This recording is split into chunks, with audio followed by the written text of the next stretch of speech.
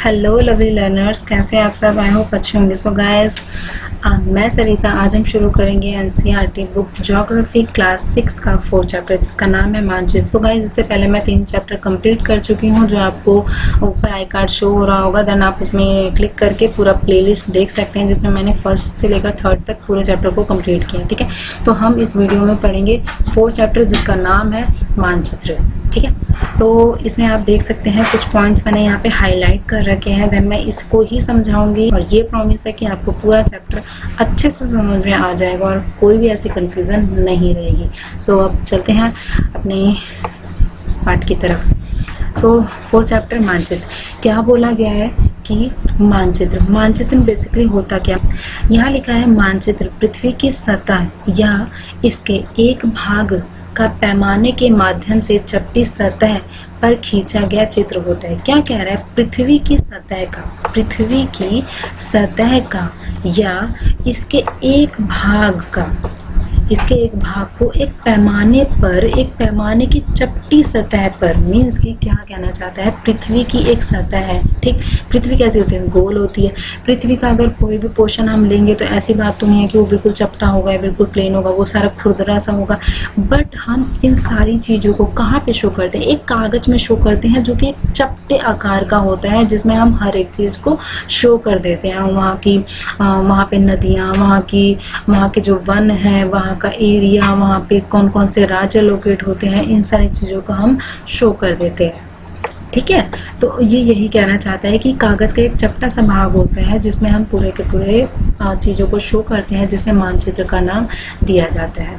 आगे लिखा है ये हाईलाइट वाला सेकंड पार्ट, जब बहुत से मानचित्र को एक साथ रख दिया जाता है तब इसे एटलस का नाम दिया जाता है। हमने एटलस देखा होगा। एटलस क्या होता है? बेसिकली क्या होता है? जब हम बहुत सारे मैप को एक ही जगह पे ला देते हैं, जैसे लाइक हम इंडिया का मैप शो करते हैं। ठीक है, हमने इंडिया का मैप फिल कर लिया, बट अगर हम उसी मैप के अंदर इंडिया का मैप विद उसके अंदर चीन, उसके अंदर रशिया, उसके अंदर यूरोप, अफ्रीका, अमेरिका, सारी चीज़ों को जब एक साथ लेकर आ जाते हैं तो उन टोटल चीज़ों को जब कंबाइंड कर दिया जाता है तो उसका क्या नाम बन जाता है?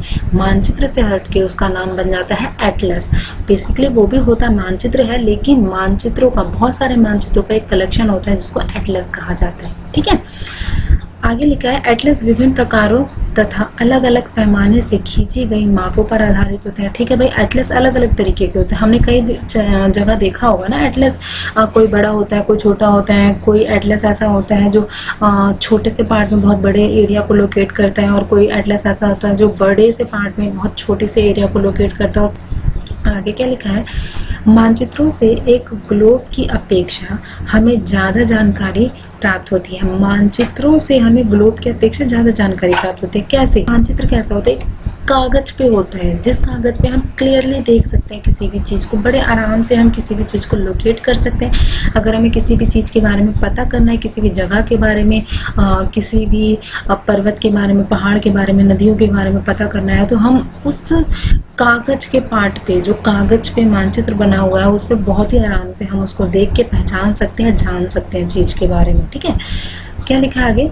मानचित्र विभिन्न प्रकार के होते हैं जिसमें से कुछ नीचे वर्णित किए गए हैं। ठीक है, बहुत सारे हैं। यहाँ पे लिखा है भौतिक मानचित्र। भौतिक मानचित्र को इंग्लिश में फिजिकल मैप कहा जाता है। ठीक, फिजिकल मैप में बेसिकली क्या होता है? फिजिकल मैप में ना हम पर्वतों को दिखाते हैं, नदियों को दिखाते हैं। यहाँ पे आप देखिए ये सारी चीज़ें एग्जाम्पल लिखी हुई हैं। पर्वतों को, नदियों को, पठारों को, और मैदान वाले जो पार्ट होते हैं उनको भी दिखा देते हैं। मीन्स की जो नेचुरल चीज़ें होती हैं, नेचुरल के अलावा जो और भी चीज़ें होती हैं जिसमें हम राज्यों को नहीं दिखाते।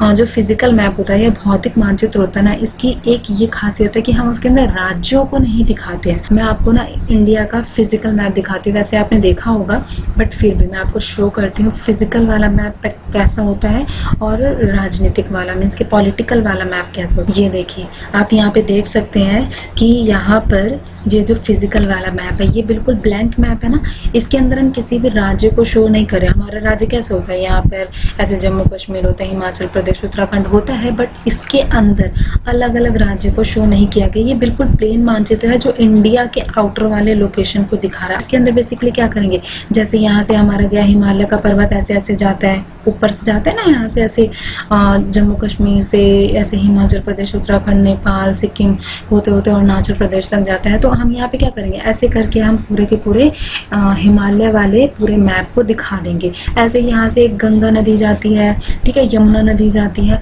तो हम इन सारी चीज़ों को इसमें शो कर देते हैं, जिसके अंदर हम राज्यों को शो नहीं करते हैं, हम वहाँ पे फिजिकल कॉन्टिनेंट को शो कर देते हैं, ठीक है। अब मैं आपको दिखाती हूँ पॉलिटिकल वाला मैप। ये देखिए, ये पॉलिटिकल वाला मैप है।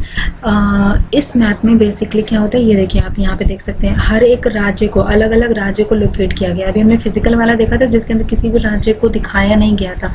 यहाँ पे देखिए ये वाला पूरा, यहाँ पे जम्मू कश्मीर है, हिमाचल प्रदेश, उत्तराखंड, नेपाल, सिक्किम, भूटान, ये सारी चीज़ें दिखाई गई है, ठीक है। तो इसमें अलग अलग राज्यों को शो किया जाता है। तो बेसिकली राजनीतिक मैप क्या होता है, जो राज्यों के लिए होता है, सिंपल भाषा में क्या लिखा है, भौतिक मानचित्र पृथ्वी की प्राकृतिक आकृतियों को, मैंने बताया था ना, जो नेचुरल चीज़ें होती हैं उनको दिखाने के लिए काम में आता है, जैसे कि पर्वतों को, पठारों को, मैदानों को, नदियों को, महासागरों को भी ये दिखाता है इत्यादि के दर्शाने वाले मानचित्र भौतिक या फिर उच्चावच मानचित्र के नाम से जाने जाते हैं, या फिर भौतिक या फिर उच्चावच मानचित्र इनको कहा जाता है, ठीक है।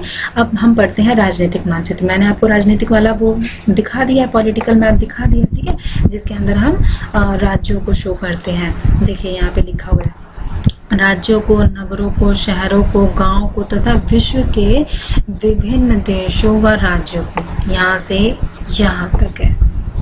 ये लाइन इंपॉर्टेंट है आपके लिए। क्या लिखा है, राज्यों को, नगरों, शहरों तथा गांव और विश्व के विभिन्न देशों व राज्यों तथा उनकी सीमाओं को दर्शाने वाले जो मानचित्र होते हैं उनको राजनीतिक मानचित्र कहा जाता है, ठीक है। मैंने अभी जैसे आपको दिखाया था ना, हिमाचल प्रदेश, उत्तर प्रदेश, बिहार, तो इन सब में क्या दिखा रहा था, वो पूरे के पूरे उनकी बाउंड्री लाइनिंग को दिखा रहा था, उनकी बाउंड्री, उनकी सीमाओं को दिखा रहा था।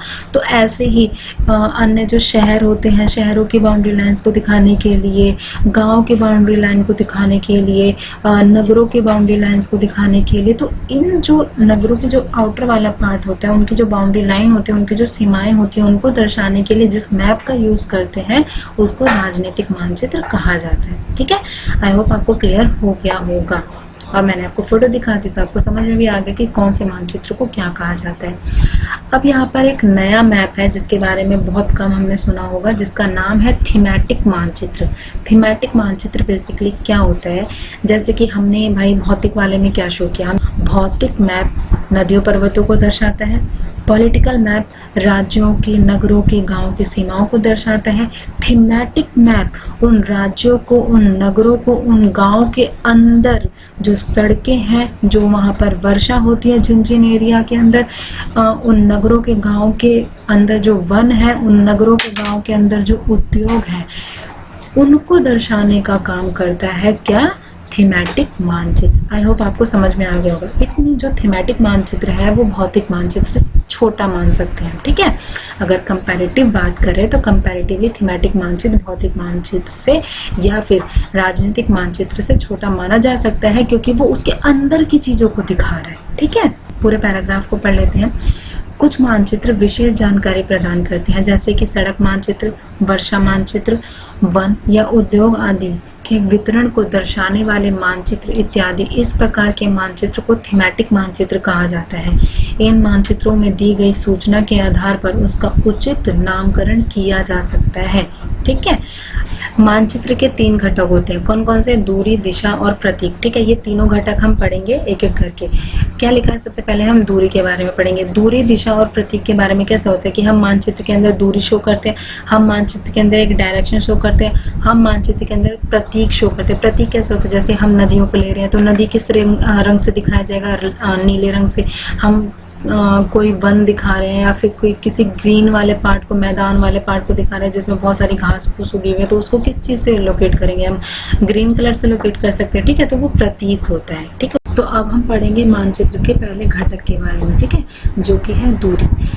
इसमें क्या लिखा है, मानचित्र एक ऐसा आरेखण होता है जो कि पूरे विश्व या उसके एक भाग को, पूरे विश्व या उसके एक भाग को छोटा कर कागज के पन्ने पर दर्शाता है, या यह कह सकते हैं कि मानचित्र छोटे पैमाने पर खींचे जाते हैं। तो क्या कह रहा है ये, दूरी के अंदर जो मानचित्र का घटक है दूरी को कैसे बोलना चाह रहा है ये, कि मानचित्र एक ऐसा आरेखण है जो कि पूरे के पूरे विश्व को एक छोटे से पन्ने के ऊपर, एक छोटे से कागज के पेज के ऊपर दर्शा दिया जाता है, या फिर हम कह सकते हैं कि मानचित्र एक छोटे पैमाने पर खींचे जाने वाली रेखा है या फिर आरेखण होता है। ठीक है, अब क्या कह रहे हैं, लेकिन इसे इतनी सावधानी से छोटा किया जाता है ताकि स्थानों के बीच की दूरी वास्तविक रहे।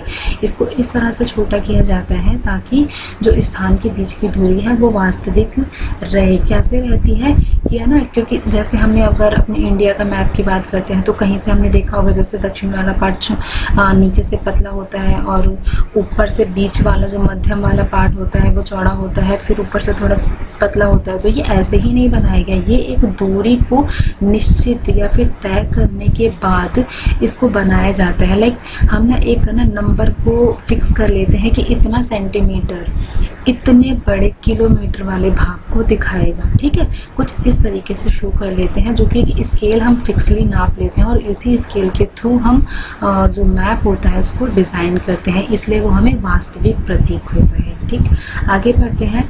यह तभी संभव हो सकता है जब कागज पर एक छोटी दूरी स्थल की बड़ी दूरी को व्यक्त करती है। कागज छोटा सा होता है ना, छोटी सी दूरी में हमारे स्थल के, जो हमारी भूमि है उसके बहुत बड़े भाग को एक छोटे से कागज के पन्ने में शो कर दिया जाता है, तो ठीक है, मानचित्र का आरेखण कहलाता है। आगे लिखा है, इसलिए इस उद्देश्य के लिए एक पैमाना चुना जाता है। तो यहाँ पे हम अच्छे से पढ़ लेते हैं क्या लिखा है, यहाँ से यहाँ तक के लिए लिखा है, पैमाना स्थल पर वास्तविक दूरी तथा मानचित्र पर दिखाई गई दूरी के बीच का अनुपात होता है। क्या कहना चाहता है, जो पैमाना होता है वो स्थल की वास्तविक दूरी, जो हमारी भूमि है, हमारी धरती की वास्तविक दूरी और मानचित्र पर दिखाई गई दूरी के बीच का एक अनुपात होता है। लाइक मैं एक एग्जांपल लेती हूँ, जैसे कि हमारा 5 सेंटीमीटर, ठीक है, 5 सेंटीमीटर की दूरी 5000 किलोमीटर को शो करता है। इसका जो अनुपात निकाला जाएगा, यहाँ ये अनुपात की बात कर रहा है। अनुपात कैसे निकालते हैं कि 5 सेंटीमीटर इजिकल टू 5000 किलोमीटर। तो मैं ना इन दोनों को डिवाइड कर दूंगी तो क्या हो जाएगा, 1 सेंटीमीटर इजिकल टू 1000 किलोमीटर। ठीक है, तो वो जो 1 सेंटीमीटर इजिकल टू 1000 किलोमीटर निकला ना उन दोनों को डिवाइड करने के बाद, तो वही अनुपात कहलाता है। और ये जो अनुपात है, इस अनुपात को पैमाना कहा जाता है। ठीक है, आई होप अब क्लियर हो गया होगा। आगे पढ़ते हैं। इसने एक उदाहरण दिया है। उदाहरण के लिए आपके विद्यालय एवं आपके घर के बीच की दूरी 10 किलोमीटर है। ठीक है, आपके विद्यालय और आपके घर के बीच में 10 किलोमीटर का गैप है, जिसे मानचित्र पर 2 सेंटीमीटर की दूरी से व्यक्त किया जाता है। इसका अभिप्राय है कि मानचित्र का 1 सेंटीमीटर स्थल 5 किलोमीटर को शो करता है। कैसे, अभी मैंने यहाँ पे आपको डिवाइड करके बताया ना, तो उसी तरह कह रहा है कि अगर हमारे स्कूल और हमारे घर के बीच में 10 किलोमीटर का गैप है, जो कि मानचित्र के अंदर 2 सेंटीमीटर में हम शो कर देते हैं, तो हम इन दोनों को डिवाइड कर लेते हैं। ठीक है, तो 2 डिवाइड बाई 10 कर लेंगे तो कितना आएगा, 5 आ जाएगा। 1 इजिकल टू 5 किलोमीटर आ जाएगा। तो यहाँ पे क्या होगा, 1 सेंटीमीटर इजिकल टू 5 किलोमीटर। तो ये हमारा क्या निकल गया, ये अनुपात निकल गया, और यही अनुपात हमारा पैमाना कहलाता है। ठीक है, अब आपको समझ में आ गया।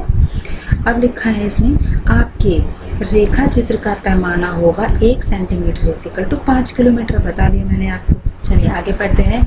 इस प्रकार पैमाना किसी भी मानचित्र के लिए बहुत महत्वपूर्ण होता है। ठीक है भाई, किसी भी मानचित्र को बनाने के लिए हमें पैमाना लेना ही पड़ता है, क्योंकि हमें एक स्केल निर्धारित करके ही मानचित्र को बनाना होता है।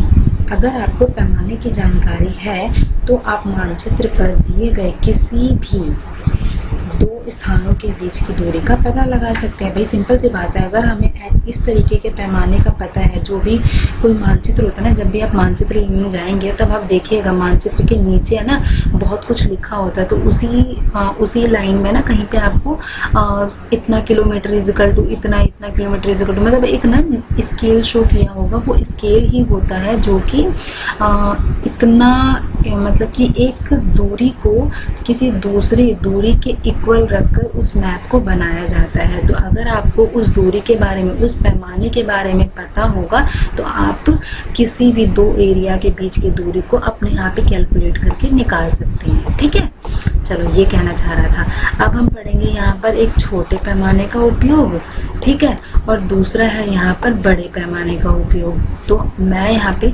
दोनों पढ़ लूँगी एंड फिर मैं आपको दोनों का कंपैरेटिव करके या फिर कंपैरिजन करके बताऊँगी, तब आपको अच्छे से समझ में आ जाएगा। क्या लिखा है, जब बड़े क्षेत्रफल वाले भागों जैसे कि महाद्वीपों या देशों को कागज पर दिखाया जाता है तब हम लोग छोटे पैमाने का उपयोग करते हैं। जब बड़े क्षेत्रफल को एक कागज पर दिखाया जाता है तब हम छोटे पैमाने का उपयोग करते हैं। उदाहरण के लिए मानचित्र पर 5 सेंटीमीटर स्थल के 500 किलोमीटर को दर्शाता है। ठीक है, 5 सेंटीमीटर इक्वल टू 500 किलोमीटर, तो इसको छोटे पैमाने का मानचित्र कहा जाता है। ठीक है, अब हम पढ़ते हैं बड़े पैमाने वाला मानचित्र क्या होता है। जब एक छोटे क्षेत्रफल वाले भाग को, हमने पहले क्या पढ़ा है, बड़े क्षेत्रफल वाले भाग को, अब हम क्या पढ़ रहे हैं, छोटे क्षेत्रफल वाले भाग को, जैसे कि किसी गांव या शहर को कागज पर दिखाया जाता है तब हम बड़े पैमाने का उपयोग करते हैं। जैसे स्थल पर 500 मीटर की दूरी को मानचित्र पर 5 सेंटीमीटर से दर्शाया जाता है, इस प्रकार के मानचित्र को बड़े पैमाने वाला मानचित्र कहा जाता है। हमने अब देखिए हम छोटे पैमाने वाला मानचित्र पढ़ेंगे और बड़े पैमाने वाला मानचित्र पढ़ेंगे। यह है छोटे पैमाने वाला मानचित्र, यह है बड़े पैमाने वाला मानचित्र। क्या बोला इसने, इस वाले एरिया को पढ़ते हैं। छोटे पैमाने वाले मानचित्र पर इसने 5 सेंटीमीटर इक्वल टू 500 किलोमीटर रखा और बड़े पैमाने वाले मानचित्र पर इसने 5 सेंटीमीटर इक्वल टू खाली 500 मीटर ही रखा। 500 किलोमीटर तो बड़ा होगा ना 500 मीटर के कंपैरिजन में, मतलब कि इसने एक बड़े क्षेत्र को दर्शाया है एक छोटे से एरिया में, तो इसने इसको बोला कि ये छोटे पैमाने वाला मानचित्र है। यहाँ पर इसने उसी 5 सेंटीमीटर को 5 centimetre is equal to 500 metre रखा, मीन्स कि छोटे से एरिया को ही दर्शाया है इसने, तो इसने क्या बोला, बड़े पैमाने वाला मानचित्र या फिर बड़े पैमाने का उपयोग करके जो हम मानचित्र बनाते हैं वो वाला मानचित्र। यहाँ पे मैं एक एग्जांपल देती हूँ, इमेजिनेशन करिएगा। हमने वर्ल्ड का मैप देखा है, इंडिया का मैप देखा है, ठीक है। अब इन दोनों में कंपैरिजन करके मैं आपको बता रही हूँ, छोटे पैमाने का वाला जो मानचित्र होगा वो होगा वर्ल्ड का मैप, क्योंकि एक छोटे से एरिया के अंदर हमने बहुत बड़े भाग को दिखा दिया, ठीक है, तो वो हो गया छोटे पैमाने वाला मैप। ठीक, अब इंडिया की बात करते हैं। जब हम इंडिया का मैप लेकर आते हैं तो उतना ही तो बड़ा मैप का साइज होता है ना, उतने ही बड़े मैप के साइज के अंदर हमने सिर्फ इंडिया को शो किया है, ठीक है, तो वो हो गया बड़े पैमाने वाला मानचित्र। अब आपको समझ में आ गया। चलिए आगे क्या लाइन लिखी है, इसमें लिखा है बड़े पैमाने वाले मानचित्र छोटे पैमाने वाले मानचित्र की अपेक्षा ज़्यादा जानकारी प्राप्त करते हैं। कैसे? देखिए, बड़े पैमाने वाले मानचित्र में हम क्या लेकर आ रहे थे, इंडिया को लेकर आ रहे थे। हमारा इंडिया कितना बड़ा दिखेगा, अगर हम सिर्फ इंडिया को शो करते हैं एक मैप में तो हमारा इंडिया बड़ा सा दिखता है ना, तो वो हो गया बड़े पैमाने वाला मानचित्र। छोटे पैमाने वाले मानचित्र पे हमने पूरे वर्ल्ड का मैप लेकर आए थे, तो वर्ल्ड के मैप में इंडिया कितना सा दिखता है, बिल्कुल चिन्ना सा दिखता है। तो अब हम क्लियरिटी किस में होगी, अगर हम इंडिया को देखना चाहें, इंडिया के हर एक स्टेट को देखना चाहें तो हम कौन से मैप में ज़्यादा अच्छे तरीके से देख सकते हैं, बड़े पैमाने वाले मानचित्र में हम ज़्यादा अच्छे से देख सकते हैं ना उसको।